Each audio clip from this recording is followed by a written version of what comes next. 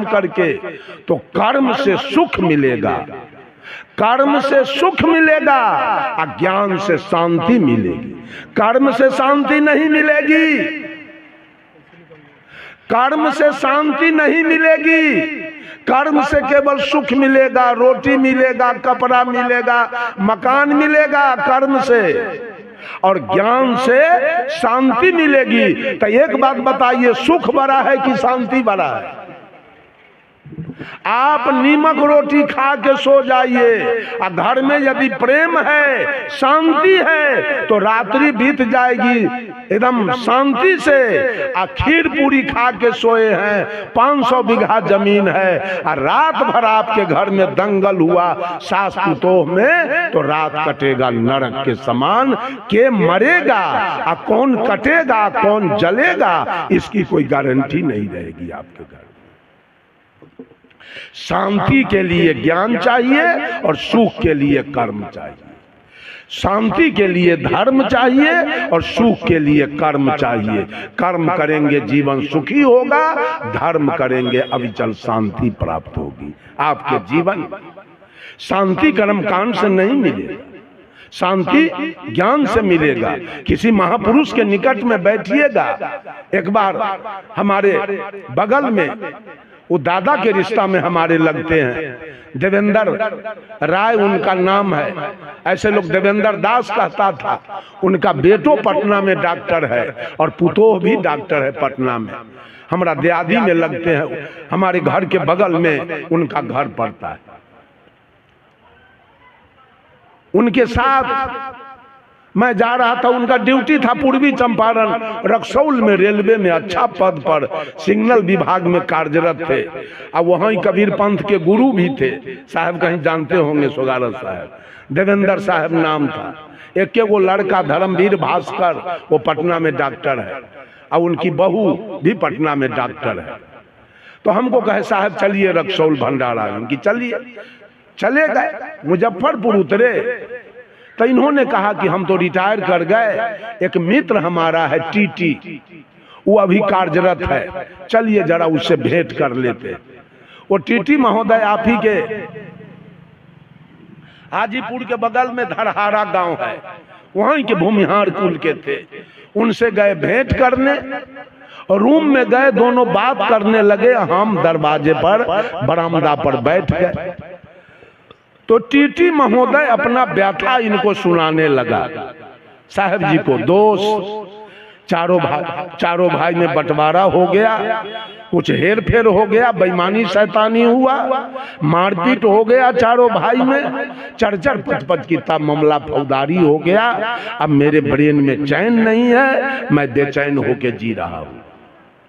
दरवाजे पर से कबीर साहब का एक साखी बोल दिए हम ये बात सुन के, कबीर माया बेस्या, कबीर माया बेस्या दोनों की एक जात, आवत को आदर करे जात न पूछे बात। वो टीटी तुरंत बाहर आया और हमको कहा ये साखी हमको लिखाइए। मैंने उसको लिखा दिया, और टीटी ने कहा कि कल मुकदमा वापस होगा, और चारों भाई का झगड़ा लड़ाई कल मैं खत्म कर दूंगा। जब कबीर साहब ने धन को बेस्या से तुलना कर दिया, तो ये बेस्या के लिए अब लड़ाई नहीं चलेगी, बंद हो गया लड़ाई। कहा कल सारा झंझट मैं खत्म करूंगा। बंधुओं, कबीर की वाणी को साधारण विपत्ति काल में याद कीजिए। कबीर को अगर एक लौता बेटा आपका मर गया है और कबीर का एक साखी याद है, तो बेटा वाला मोह ममता और दुख दर्द आपका खत्म हो जाएगा। ऐसे थे सदगुरु कबीर।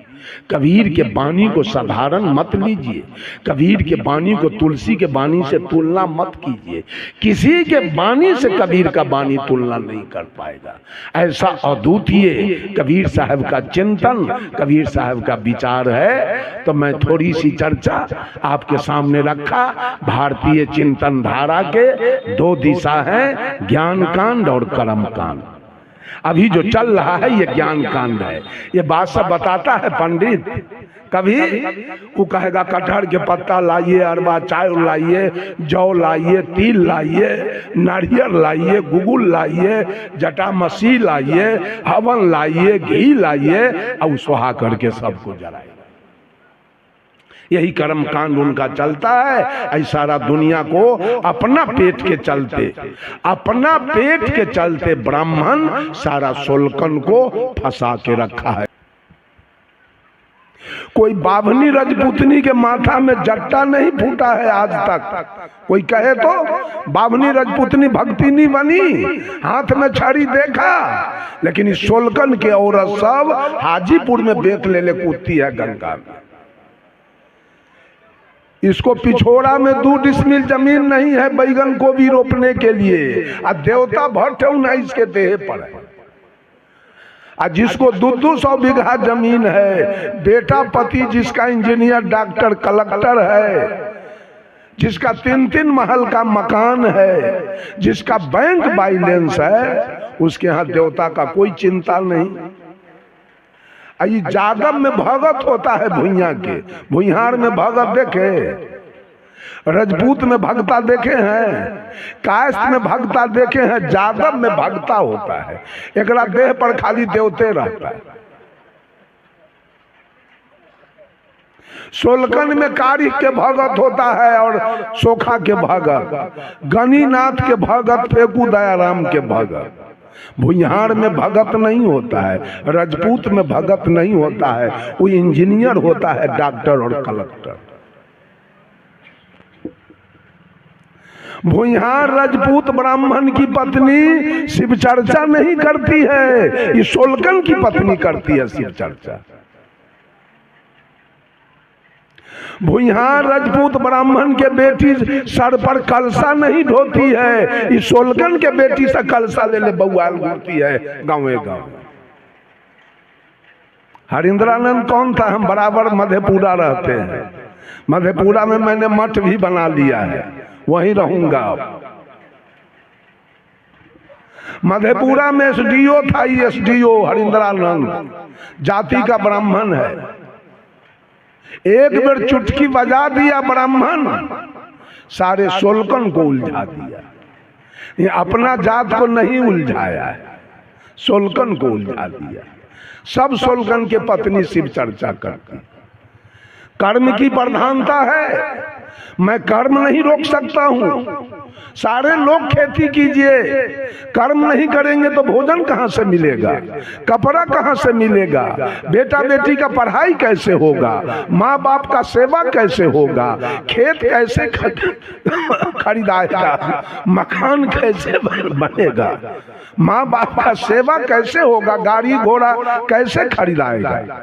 कर्म की प्रधानता है। खेसारी लाल यादव, दिनेश लाल यादव, विजय लाल यादव निरहुआ कर्म किया, भोजपुरी पूरी फिल्म बनाया, आज अरबों खरब कमा लिया, चैन से जी रहा। अमिताभ बच्चन, हेमा मालिनी, शाहरुख खान, सलमान खान, ये सब सिनेमा में रुपया कमाया अरब खरब, चैन से जी रहा है। सचिन तेंदुलकर, सुनील गावस्कर, कपिल देव, रोहित शर्मा, विराट कोहली, वीरेंद्र सहवाग, क्रिकेट में रुपया कमाया, आराम से जी रहा है। मधेपुरा जिला के सियाराम यादव है, उन्हीं का ये शोभा सम्राट थिएटर सियाराम यादव का है मधेपुरा, जो जनता दल यू के जिला अध्यक्ष, और उनकी पत्नी मीलन देवी, उनके हम मैं कई एक बार सत्संग में गया, उनकी पत्नी जिला परिषद के अध्यक्ष थी, अभी नहीं। अभी वहां के बउआ यादव हैं, जिनकी माँ मधेपुरा जिला के जिला परिषद के अध्यक्ष है। और बउआ यादव के परिवार में आप लोग नहीं मानेंगे ना, 12 वो जिला परिषद सदस्य है जीता हुआ, बउआ यादव के परिवार में 12 जिला परिषद सदस्य हैं, जिता लिया उन्होंने।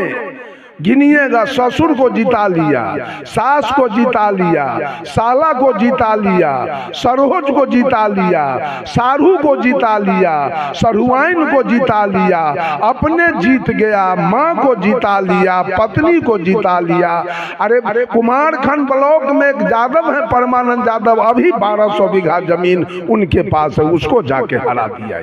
बउआ यादव, वही उसी की माँ भी जिला मधेपुरा जिला के जिला परिषद अध्यक्ष।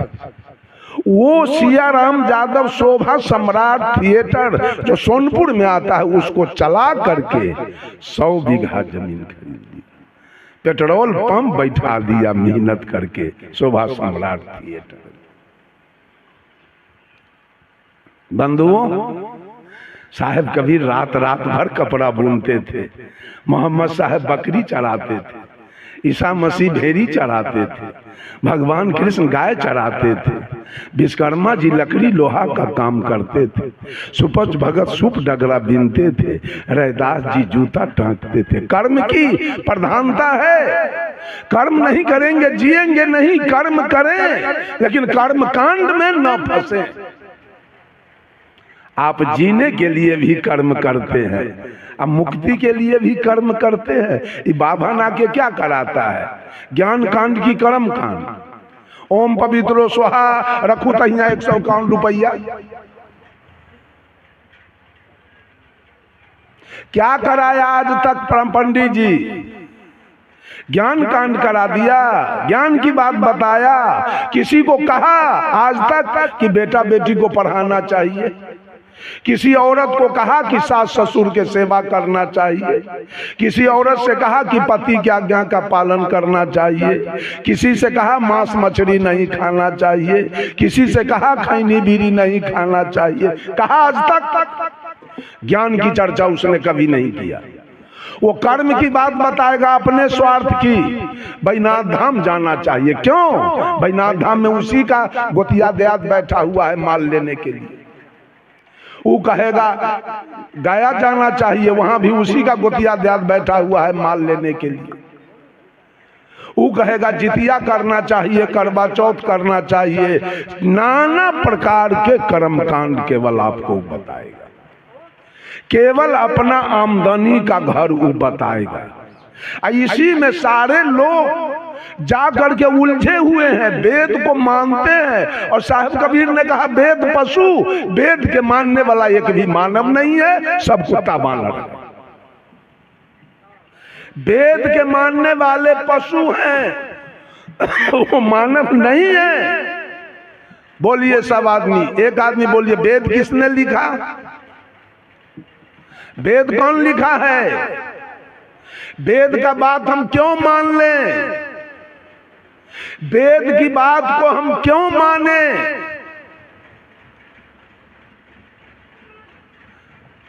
अगर पूरे विश्व के अंदर साहब कबीर ने कहा झगड़ा एक बरो हो राजा राम, जो निर्वारे सो निर्वाण, ब्रह्म बरागी जहां से आया, वेद बरागी जिन उपजाया, ई मन बरा कि जही मन माना, राम बरागी राम ही जाना, भर में कबीरा फिरे उदास, तीर्थ बरागी तीर्थ के दास। साहब कबीर कहते हैं दुनिया के लोग झगड़ा एक बरो हो राजा राम। सदगुरु कबीर ने राजा किसको कहा? इस धरती तल पर सबसे श्रेष्ठ प्राणी कौन है? मानव। मानव को सदगुरु कबीर ने राजा कह के पुकारा है। सारा अधिकार तुम्हारे हाथ में है, इसलिए मनुष्य को कबीर साहब ने राजा कहा। 4 प्रकार के जीव धरती तल पर निवास करते हैं। इसी को परोक्ष रूप से हम 84 कहते हैं। 4 माने 4 और राशि माने खानी, अंडज पिंडज उष्मज और मानव, यही 4 प्राणी हैं। अब इनकी निश्चित जनसंख्या क्या है वो हम नहीं जानते हैं, बहुत गवैया लोग जानता है। इस चारों में मानव श्रेष्ठ है। आपको सदगुरु कबीर ने राजा कह के पुकारा है। झगड़ा एक बरो हो राजा राम, ओ राजा इस धरती तल पर, इस अवनी तल पर एक बहुत बड़ा झगड़ा लग गया। क्या लगा है? कबीर को छोड़कर और बुद्ध को छोड़कर जितने धर्म धुरंधर लोग हुए, जितने धर्माधिकारी लोग हुए, जितने धर्म के ठेकेदार लोग हुए, जितने धर्म के प्रवर्तक लोग हुए, सबने ये निश्चित कर दिया कि मानव से अलग, जीव मात्र से अलग, परोक्ष में, आकाश में एक परमात्मा की सत्ता है जिसके कृपा से पूरी सृष्टि चल रही। उसी परमात्मा के कृपा से खेती बाड़ी, बिजनेस, व्यापार, नौकरी चाकरी, माल मवेशी, बेटा बेटी, पढ़ाई लिखाई, रात दिन, अतिवृष्टि अनावृष्टि, ऋतु परिवर्तन, मन धरती तल पर जितने भी कार्य हो रहे हैं वही परोक्ष ईश्वर की कृपा से। और वो ईश्वर कैसा है? जिस ईश्वर के कृपा से सारे कार्य हो रहे हैं वो ईश्वर कैसा है? वो ईश्वर सर्वत्र है, एक तिल खाली नहीं है ईश्वर से, हर जगह है।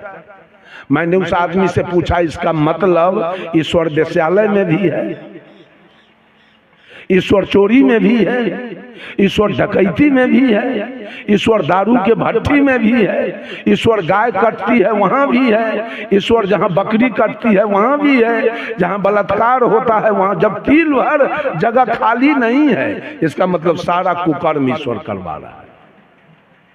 ईश्वर सर्वत्र है और ईश्वर सर्वज्ञ है, वो सब कुछ जानता है। इसका मतलब राम जान के अपने पत्नी का हरण कराया, वो तो सर्वज्ञ है, सब कुछ जानता है।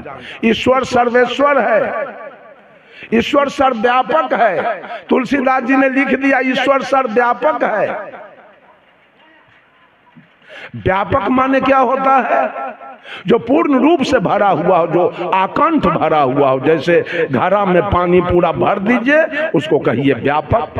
पानी व्यापक रूप से भरा हुआ है घड़ा में, तो ईश्वर इस काया में व्यापक रूप से भरा हुआ है। तो जांघ कट जाने के बाद आदमी जिंदा रहता है, हाथ कट जाने के बाद आदमी जिंदा रहता है, और गला यदि कट जाए तब रहेगा। इससे साबित होता है कि ईश्वर सर्वव्यापक नहीं है।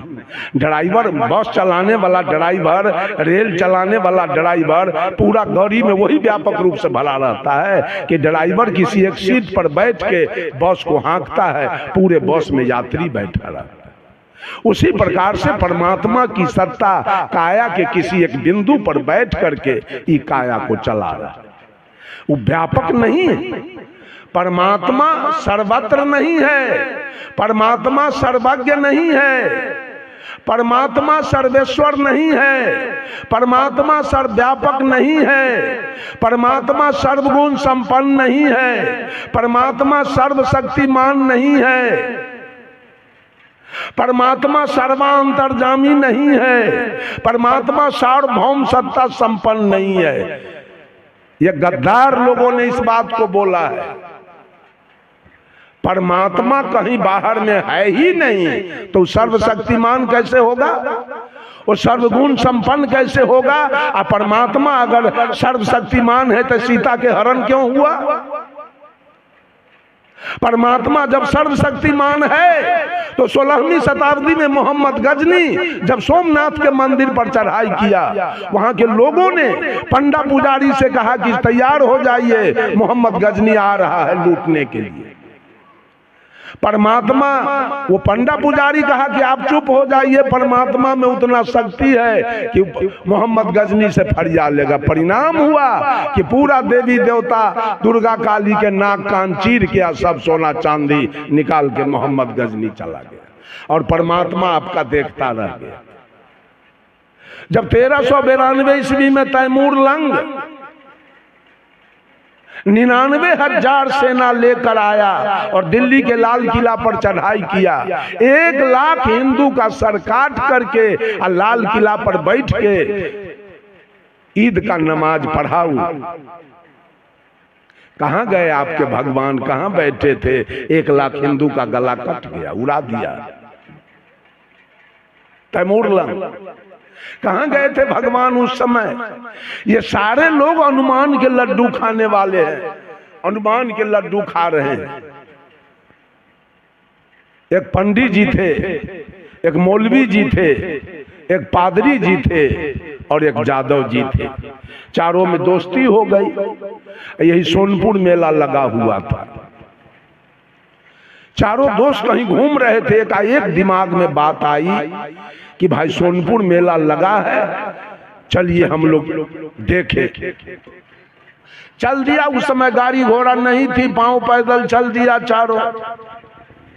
सोनपुर आते आते कोन्हारा घाट 9-10 बज गया रात। पंडित जी ने कहा कि अभी हम लोग अब उस पार हरिहर क्षेत्र नहीं जा पाएंगे, रात्रि विश्राम करो यहीं कोन्हारा में। चलो किसी मठ पर कुछ भोजन बनाओ, भोजन करें, विश्राम करें, कल सवेरे उठ के हरिहर क्षेत्र का प्रस्थान करेंगे। कहा ठीक तो है, चला जाए। एक मठ पर गए और पंडित जी ने कहा भात बनाओगे, दाल बनाओगे, सब्जी बनाओगे, भुजिया बनाओगे, पापड़ बनाओगे, तिलौरी बनाओगे। बहुत समय 10 बजिए रहा है, 2:30-3 बज जाएगा भोर।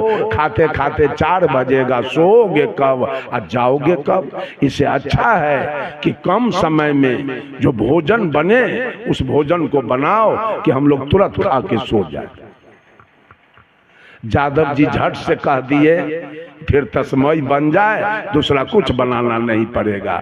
झटपट में एगो पाक तस्मई बनेगा और सब लोग खा के बिछावन पकड़ लेंगे। जादव जी की बात पास हो गई।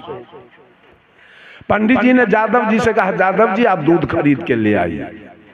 मौलवी को कहा चावल, चीनी, गरी, छोहारा, मुनक्का खरीद के ले आइए। पादरी जी को कहा आप जलावन और पानी ले आइए। तीनों जने गए, तीनों सामान लाने। तब तक पंडित जी मठ को बहार सोहार के तैयार किया, सारे सामान आ गया। पंडित जी सोचा सबसे बड़का जात तो हम हैं, हम ही क्यों नहीं तस्मई बनावे। जादव जी को, मौलवी जी को, पादरी जी को, तीनों को कहा आप लोग बैठ जाइए, अब मैं तस्मई बनाता हूँ। वो तीनों बैठ गए और ये तस्मई बनाना शुरू किया। तस्मई बन गया। पंडित जी ढक्कन से ढक के तस्मई उतार के रख दिया और जादव जी और मौलवी जी और पादरी जी से कहा आप तीनों थाली लेके बैठिए, अब मैं परस के खिला देता हूँ, बाद में मैं भी खा लूंगा। जादव जी, मौलवी जी, पादरी जी थाली लेके बैठ गए। पंडित जी डेगची उठाए गए परसने के लिए, ढक्कन हटाए, करछुल भिराए। तस्मई तो अभी गर्मे था, उसका वाष्प जो निकला वो पंडित जी के नाक में स्पर्श हुआ। इतना गमक रहा था वो तस्मई, इतना बेजोड़ बना हुआ था। पंडित जी को लोभ हो गया, ओहो इतना बढ़िया तस्मई बना के आई जादव जी को, मौलवी जी को, पादरी को कैसे खिला दे। लगाते हैं कोई फेरी और सब तस्मई हम अपने खा जाएंगे। कहा सुनिए, एक एक करछुल तस्मई सब लोगों को मिलेगा, हम भी एक एक करछुल खाएंगे। सारा तस्मई स्टॉक पर हम सिक्का पर रख देते हैं। अकल भोरे उठ के जो सबसे बढ़िया सपना दिखाएगा वही सारा तस्मई खाएगा। एक एक करछुल तस्मई जादव जी को, मौलवी जी को, पादरी जी को मिला। तीनों खा के उठ गए। पंडित जी भी एक एक करछुल खाए। चारों चले गए बिछावन पर।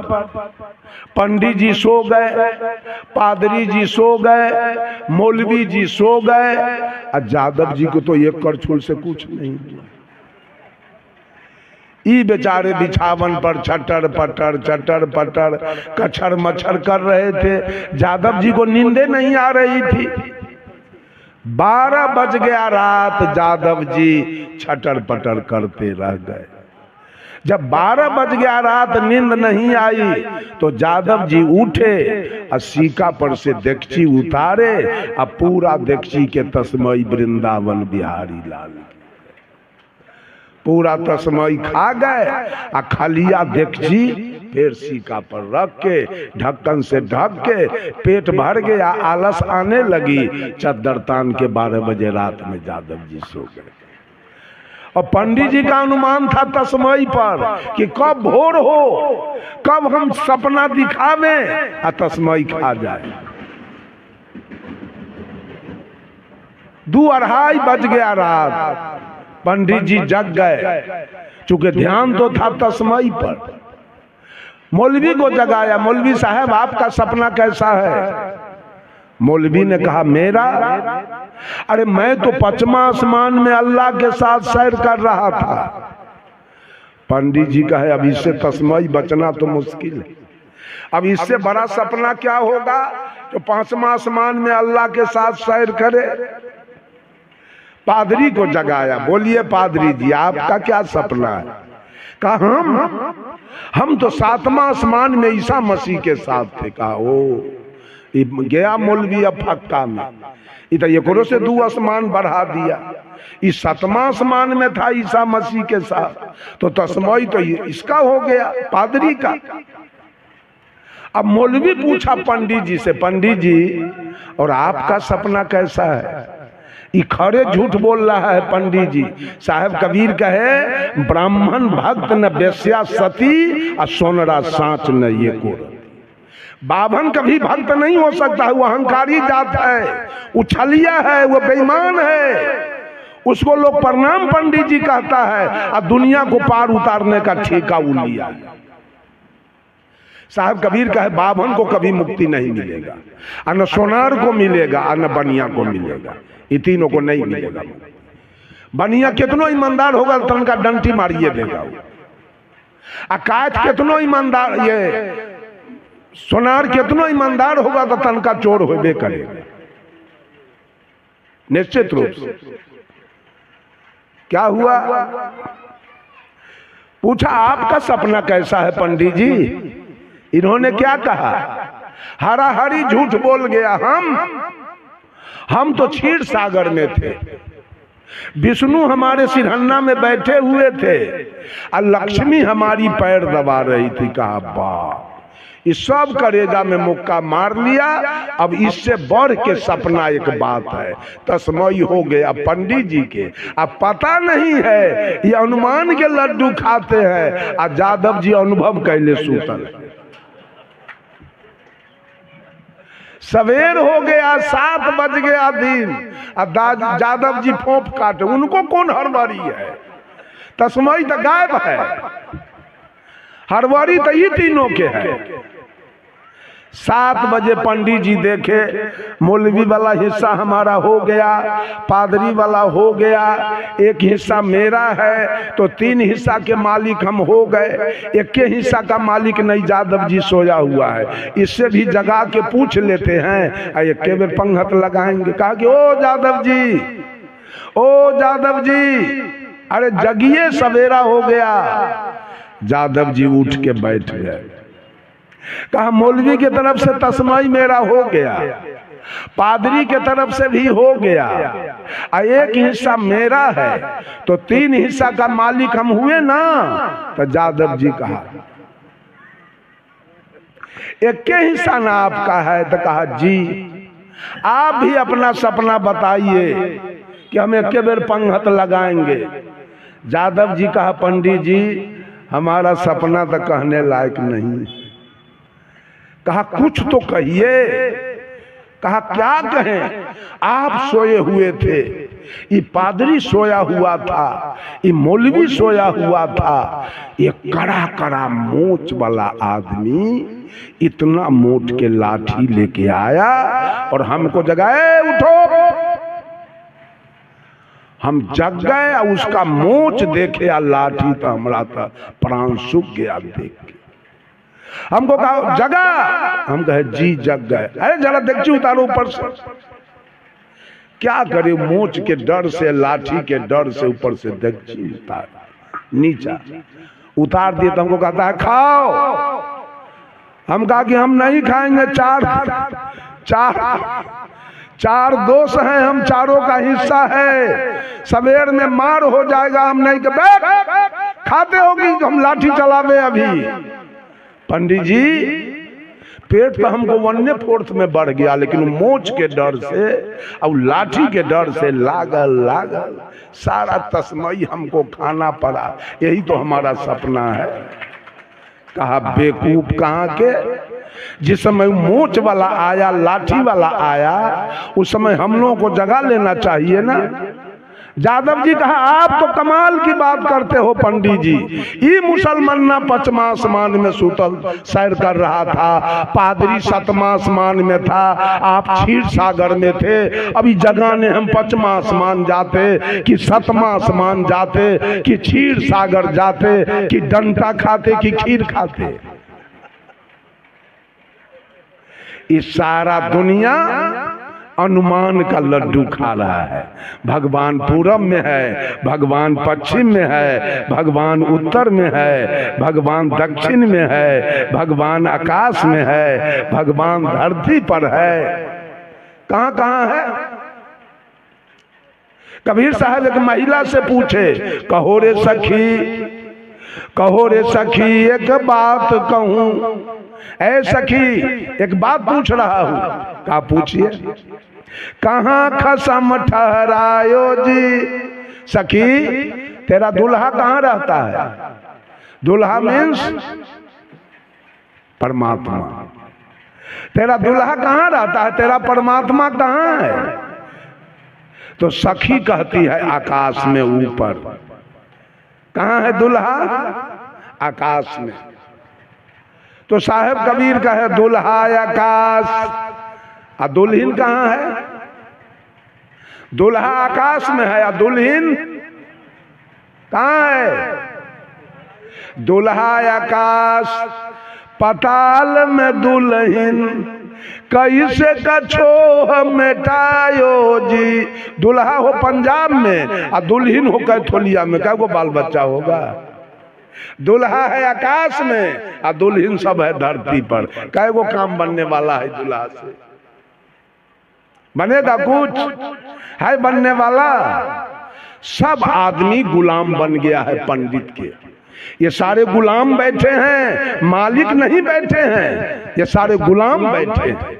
ये वेद के गुलाम हैं और पंडित के गुलाम है, दोनों के गुलाम बैठे हैं। उनके बिना इनका कवित करेंगे मंच पर, खूब कबीरपंथी सब मंच पर कानून बुकनी करेगा। आज जब बेटी के विवाह होगा तो उसको बुला के लाएगा,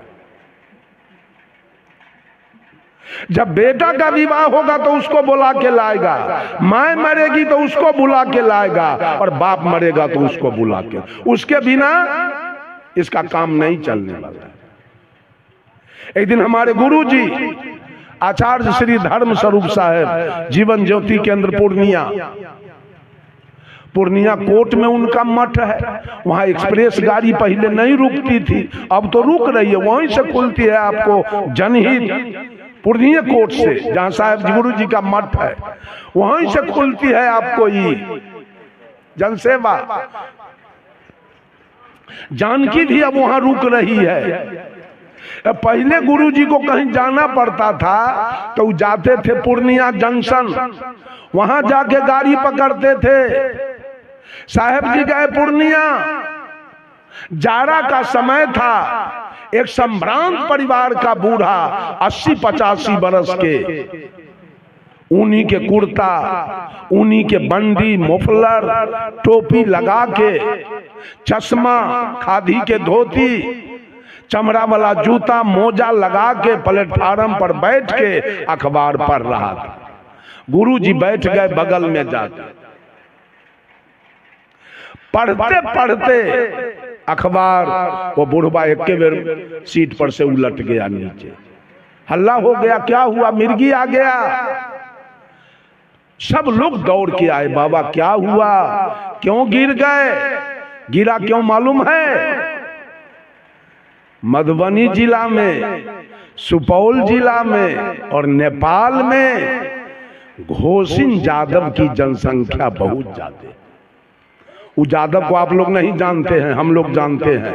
बहुत ऊंच कोटि का यादव है। उसकी पत्नी घर से नहीं निकलती है घोषिन यादव की। अब तो मजरोठो किस्नौत में ब्याह करना अब आके शुरू किया है, पहले नहीं करता था। ये घटिया किस्म के यादव है, वो जमींदार टाइप के है। अभी दरभंगा में सबसे टॉप डॉक्टर आया है, वो घोषिन यादव है, एसएन गोइत उनका टाइटल है। बनरईत, झखरईत, गोइत, कुशियत, ये अरगरिया, ठरिया, बुधनगरिया, भुसकुलिया, पगहिया, मगरदैता, गुरमैता, विराजित, एक टाइटल में विवाह नहीं करते हैं। अब बड़े बड़े उनके घर में इंजीनियर, डॉक्टर, कलेक्टर, प्रोफेसर, एक जोगिंदर गुरमैता है आपको यहाँ सुपौल जिला में। अभी 350 बीघा जमीन उनके पास जोगिंदर गुरमैता के पास है। अभी एक है मनोज की विनोद, घोषिन यादव है। उसको जब दलान बनाते हम देखे तो हमको बुझाया कि आधा किलोमीटर में पक्का का दलान बना रहा है। हम कि इतना लंबा क्यों बनाते हैं जी? कहा 350 बीघा मकई है, उसका भुट्टा कहाँ रखाएगा? इसी में रखाएगा। इतने धनी लोग हैं यादव लोग।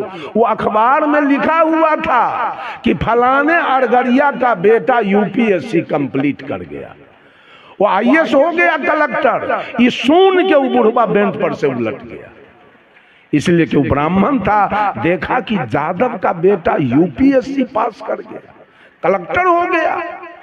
इस दुख से उलट गया वो बेंच पर से नीचे। अब उसको ही ग्वार बिलार सब खून पूजने के लिए बोला के लाता कि हमारा बाप के तन स्वर्ग भेज दीजिए, हमारा बाप के तन सतलोक भेज दीजिए।